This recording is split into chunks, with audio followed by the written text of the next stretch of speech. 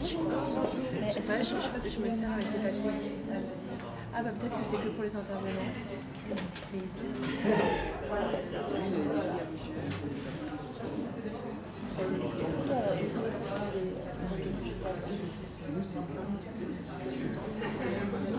Reprise d'activité.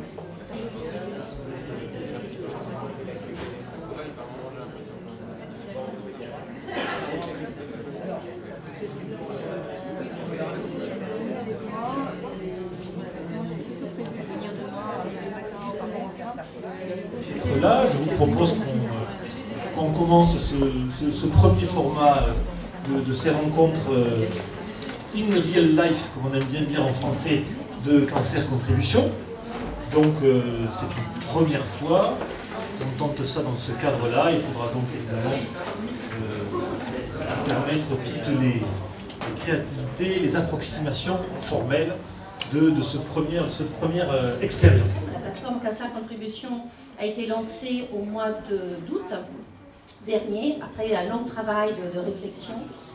Et cette plateforme a le sens de vouloir créer une communauté, donc on appelle les social media, mais c'est vraiment une communauté de personnes autour de l'expérience du cancer. Et donc ce soir, c'est la première réunion de Cancer Contribution, une réunion qu'on appelle IRL, c'est-à-dire In Real Life. C'est le langage qu'on sort de Twitter. Et c'est une réunion qui a émergé, dont le besoin a émergé sur la plateforme. Pour les personnes, on dit, on a des échanges, on fait plein d'échanges par mail ou par contribution, et on a envie de se voir, et on a envie d'être tous autour d'une table, patients, professionnels, proches, médecins, et discuter ensemble. Donc on a décidé de prendre un thème, qui est le thème du travail, de cancer et travail, et de le débattre ensemble avec des responsables associatifs, avec des sociologues, avec des médecins du travail, avec des représentants du syndicat, parce que le syndicat aussi est un acteur qui a sa place dans la reprise du travail pendant ou après la maladie. Et on s'est retrouvés tous autour d'un café et on a discuté. Je suis Anne-Sophie Tuzinski, donc je suis consultante en ressources humaines et également malade du cancer du sein. Je suis ravie que ce soir le thème du cancer et du travail ait été mis en lumière par Cancer Contribution. Oui, je pense qu'il y a encore beaucoup de choses à faire, beaucoup de chantiers à mettre en œuvre sur ce sujet-là. Et j'espère que c'est le début en fait, d'actions concrètes qui vont permettre de faire évoluer, avancer les choses pour que les malades et les entreprises soient mieux ensemble. Il me semble que c'est un point de départ intéressant pour le développement de nouvelles actions qui permettent d'améliorer les conditions de vie des malades dans le cadre du travail. À l'heure actuelle, la société n'est pas extrêmement faite, le monde du travail n'est pas tellement fait, entre guillemets, pour les patients atteints du cancer.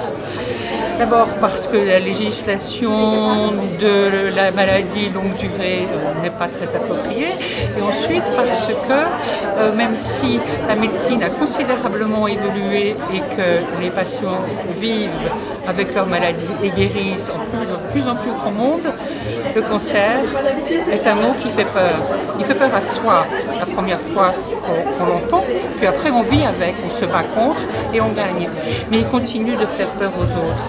Et il continue, les autres continuent, et dans le monde du travail particulièrement, la plupart du temps à dire oui, mais un cancer. C'est le mot cancéreux est toujours là. Et là, il y a quelque chose qu'il faut changer dans la tête des employeurs et de la société et du monde du travail et du monde en général. C'est que maintenant, on vit. C'est une personne qui a été atteinte d'un cancer de la prostate à haut grade il y a maintenant 2 ans. Et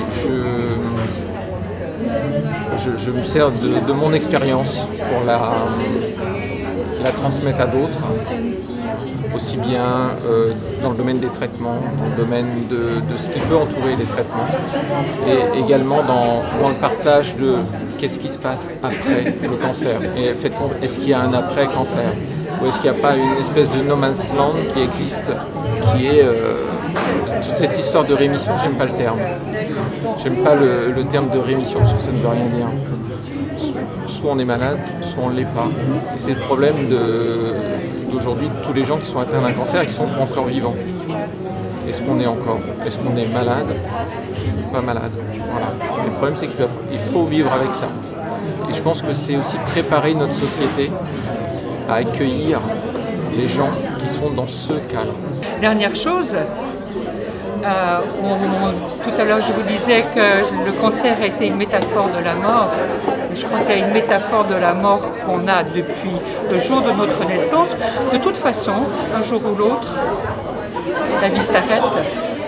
Nous, on a gagné des années en plus, mais quelqu'un peut traverser la rue et puis il en perd. Voilà. Mais ceux qui en sortent, ils ont gagné en plus et ils ont gagné une force en plus sur laquelle la société peut compter. Vraiment.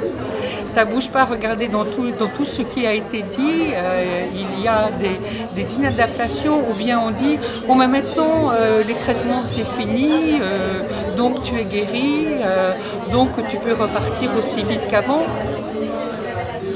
Non, les traitements c'est plus long que la chimio, l'opération, la radiothérapie, ça peut se prolonger.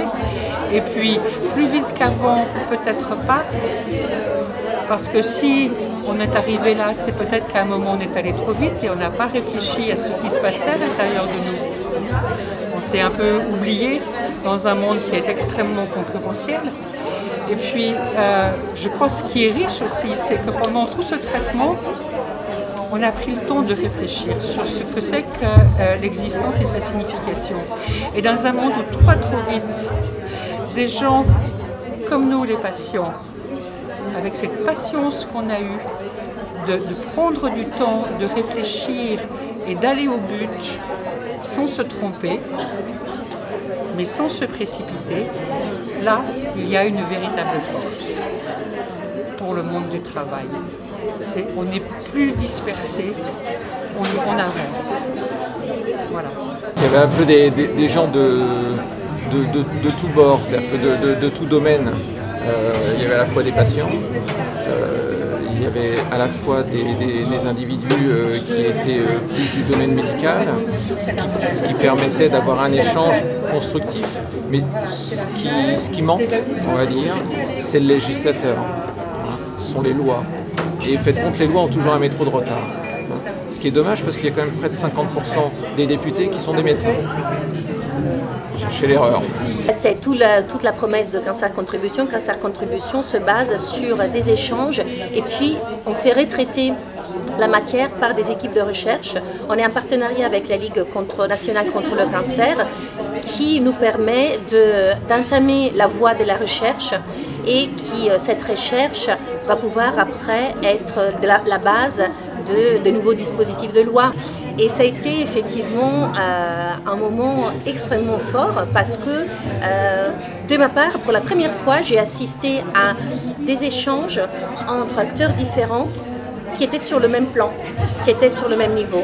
Donc le patient a parlé de son expérience, exactement comme le sociologue, exactement comme le juriste qui est spécialisé dans le droit de la santé. Et chacun a apporté son expertise.